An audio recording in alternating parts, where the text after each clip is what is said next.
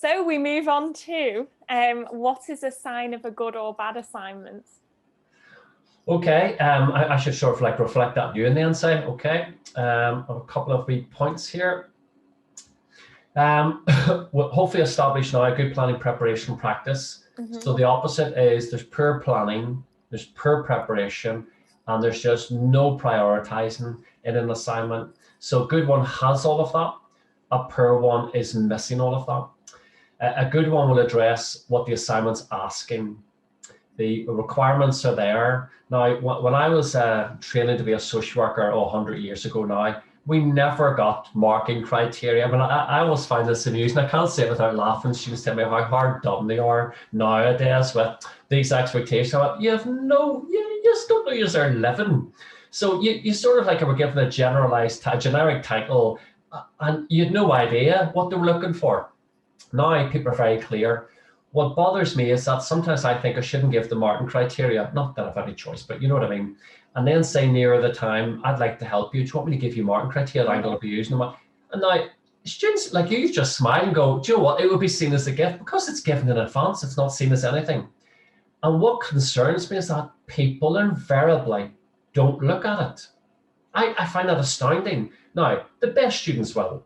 But far too many, and I'm talking about having marked work for 100 years now. I am astounded at times that people leave things out and go, it was actually in the marking criteria. What do you mean you didn't know? The other thing is to make sure you're looking at all the other things. So if there's guidance, lap it up. Goodness gracious, get it. Look at the marking grid. There is, I just want to nail this on the head. There is nothing that a marker has that you don't as a student. There's no secret sort of like, series of things that people are looking at. We have what you have.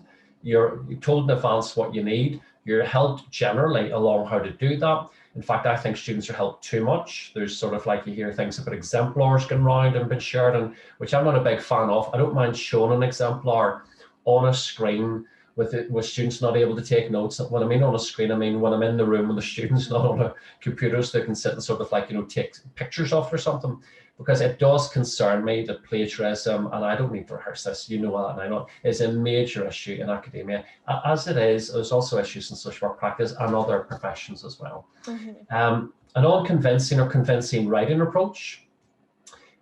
Sources used are declared, conversely not declared, so that's plagiarism. And making sure that you're particular about your detail, like for example, not including names of carers, service users, agencies, or people leaving those in.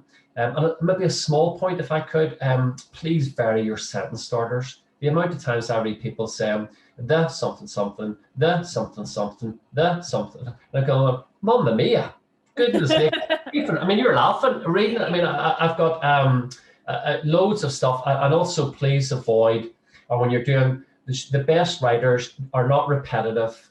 They're not obvious, writing obvious stuff. They're not overly descriptive.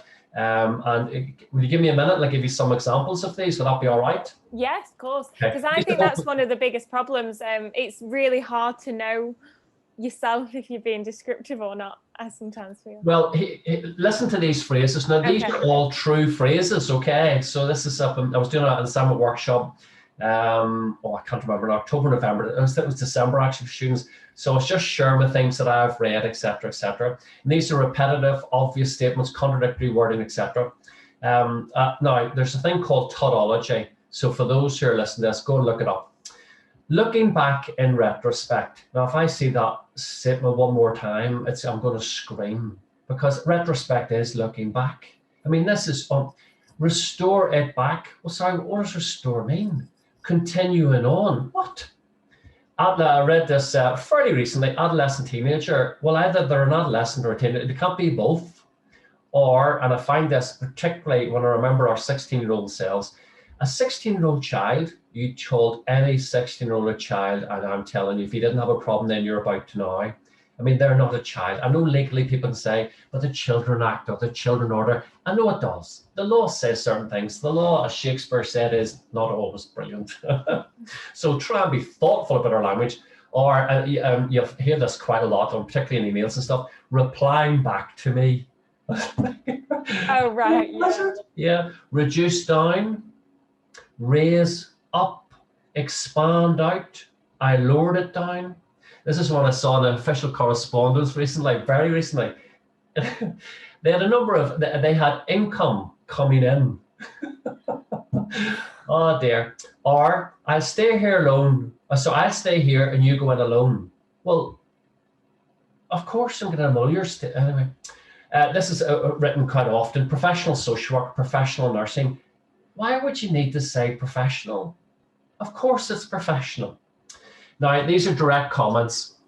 I was thinking to myself, I was thinking in my head, where else would you think? When I reflect back, please, when you're doing reflective writing, don't say that. You know, it's reflecting. Now, can you reflect forward? Yes, but you need to make that distinction. Now, this is a favorite of mine, Kelly, which you may have heard me before. In my own personal view or opinion, okay, so that's 3 times now. When you use whatever repeatedly all the time on a regular basis, these are direct quotes now, I'm not telling you what the XX is. Every day, daily, the person, every day, daily. You're laughing. Now, this is one fairly recent as well. I'm quoting, people may want to experiment with alcohol and not understand experimenting with alcohol can be dangerous. Now, there are hopefully, as humorously as I could make it, a list of things that really we should, I mean, they're all poor writing. Now, I want to do this reasonably quickly, but this is on a more serious level. I call this lazy language and concerning. So please remove them. Start with one of my pet dislikes at the minute is the word humans. For goodness sake, and all I could muster, would people stop referring to people as humans? I mean, what distinction are we drawing? If you're discussing, I don't know, the animal kingdom and the human kingdom, I get that. But the idea was working with a group of humans. I was talking to a human. What on earth? When did they stop being people? Goodness gracious me. Lax. Now, I know you'd received a couple of comments on Twitter and stuff, and students that I've taught before were in touch with you saying, ask him about. And one in particular famously used that, and that made me laugh. There are no lacks in this life. I think it's a terrible phrase for anybody to be using. So, and I know some practitioners say, Gerry, we have to use shorthand. I might go, but you know what? If you're a child who was looked after, you wouldn't appreciate the shorthand. Please never, ever, ever, I'll come back to this later, place label for a person. NEETs, there are a number of NEETs, which stands for not in education, employment and training. NEETs, gee whiz, informality when students are writing, and I have to say practitioners, so I'm not basing this just in student work, Kelly. I work with other professionals, and I have done audits of reports and things like that, etc. When people refer to mum, dad, and kids, I say, sorry, I mean, where did you get that? That is awfully familiar. So we don't write as we speak, and we don't speak as we write. Things like, you know, it's not a black and white issue. Well, that has undercurrent of course of racism. Children were actually referring to adolescents. Well, I made that point earlier, sorry. That girl or boy, I say, sorry, did you mean that man or woman? Now, that is so often. Now, interestingly, in terms of sexism, it's more often used in relation to women. I mean, the amount of times I have to say to people, it's not a girl, it's a woman. And also have to say I have to correct women as well, which I find surprising, but it's based into a deeper issue around sexism, is that woman tends to suggest a lot older, whereas for men it seems to be a lot, you know, there's less stereotypical stuff around aging for men than women. But that's a bigger issue of sexism we need to come back to at some point and talk about, absolutely. But we have to stop referring to men and women as boys and girls. Yeah. Other things are, and I've again read these, you know, the service user was going to the local Chinese. So Chinese what? Person, place, whatever. And then the things that I'm absolutely against, possessive language and social work particularly, my service users, it's not about you. They're not yours. You don't get away from owning social work or service users. Students will tell you I'm famous for saying, sorry, you don't own me. I'm not your lecturer. I'm the lecturer who teaches you, lectures you. I serve all of you. You know, I love all of you. I don't have to like I don't fancy any of your name, but you know, but let's get away from this possessive language. It creates a false relationship.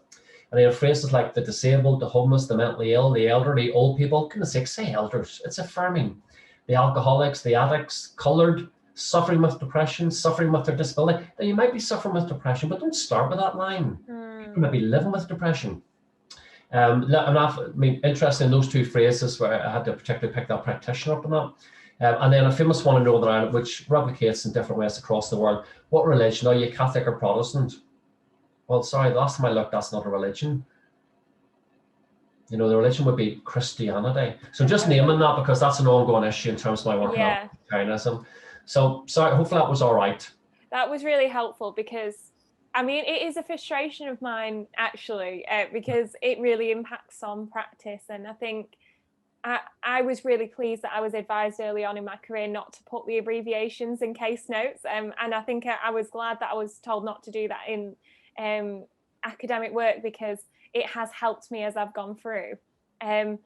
I was dealing with an emergency situation, and the previous case note was the only thing I had available to me. And it was an abbreviation, and I didn't know what it was, and I looked it up online and I couldn't find it. No one knew what it was, and I really needed that information. And it's just like, it shows you the seriousness of it. I've also been in situations where I've been sat in a medical meeting and I've not understood a thing that's being said.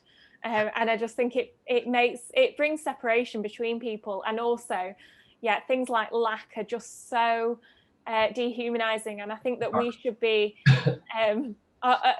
be sort of modeling that these things aren't used, rather than using them ourselves. I think it's definitely important that you raise that. So. Well said, sister, well said. Yeah, so I just had a few points to make on that myself.